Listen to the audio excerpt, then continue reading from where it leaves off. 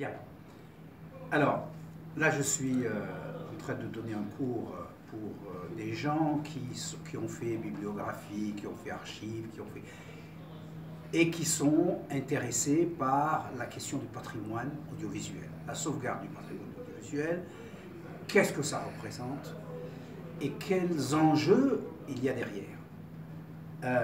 Pour en parler, on ne peut pas en parler sans raconter l'histoire, sans s'appuyer sur l'histoire. L'histoire du cinéma algérien, comment il est né, dans quelles circonstances, comment il s'est développé, quels ont été ses rêves et quels ont été ses échecs.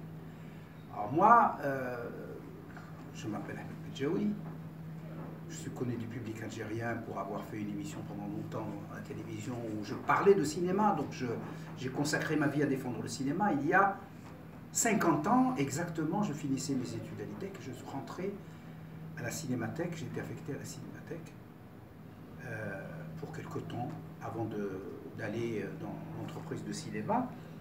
Et donc, ça fait 50 ans que je parle de cinéma, je défends le cinéma, je me bats pour le cinéma, je vis par le cinéma, et je vis surtout pour le cinéma.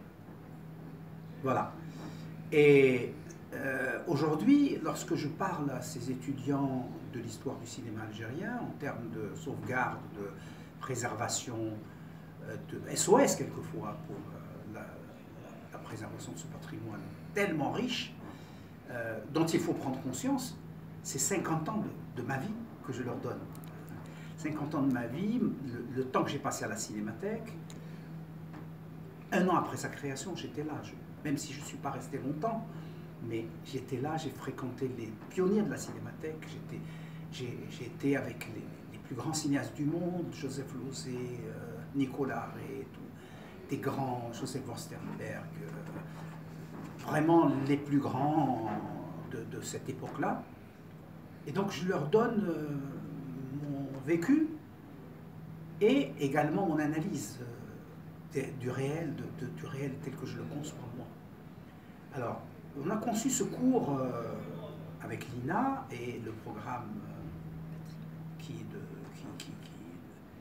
sur le patrimoine culturel comme un fond, une toile de fond pour tout le reste des cours, puisque les images que l'Algérie a produites, d'abord il faut les valoriser. Il faut prendre conscience que l'Algérie, même si elle n'a pas produit 50 films par an, l'Égypte ou d'autres pays, elle a produit essentiellement des films qui sont exceptionnels. Donc un Algérien, à cause du fait que l'Algérie a combattu avec la caméra, et que pendant les années 50, peut-être que la guerre des images a été plus importante que la guerre tout court, et que le combat politique l'a emporté sur le combat militaire, et que finalement, malgré la puissance de feu de l'occupant français, la bataille a été gagnée par le sens, par l'intelligence. Et ça a laissé un poids derrière, en 60. Ça veut dire qu'on ne fait pas un film indûment.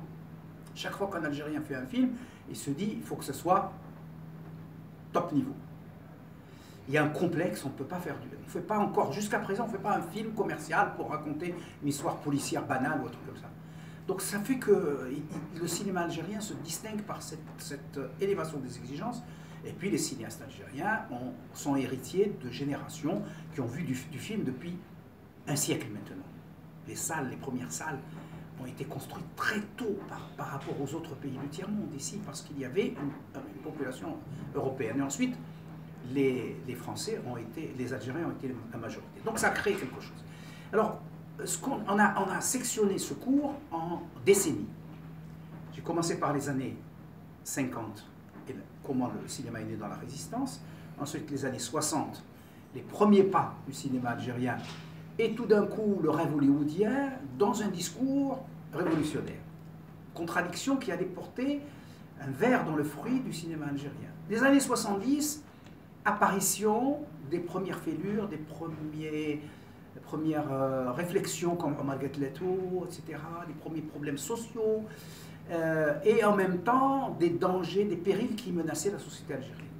Et là, cette fois-ci, aujourd'hui, on était dans les années 80, les premiers signes de déclin, le résultat des mauvaises décisions qui ont été prises dans les années 60, et en même temps, une très grande qualité parce que dans les années 80, on abandonne pratiquement le thème de la glorification pour aller vers les thèmes sociaux, le logement, les problèmes de couple. Là, on est dans le cœur des choses et puis ensuite on va aborder dans les 2 derniers cours les années 90 et puis le millénium jusqu'à maintenant, les films marquants, comment les choses ont changé, mais pendant tout ce cheminement, on s'est préoccupé de parler des problèmes de la cinémathèque. Qu'est-ce qu'il faut faire des archives de la cinémathèque? Quelle restauration? Quel type de restauration? Pourquoi n'avons-nous pas des laboratoires? Pourquoi les négatifs algériens sont en danger? Qu'est-ce qu'il faut faire? Donc nous avons passé aujourd'hui 2 heures à parler de ça. Est-ce que le DCP remplace le 35 mm? Comment archiver?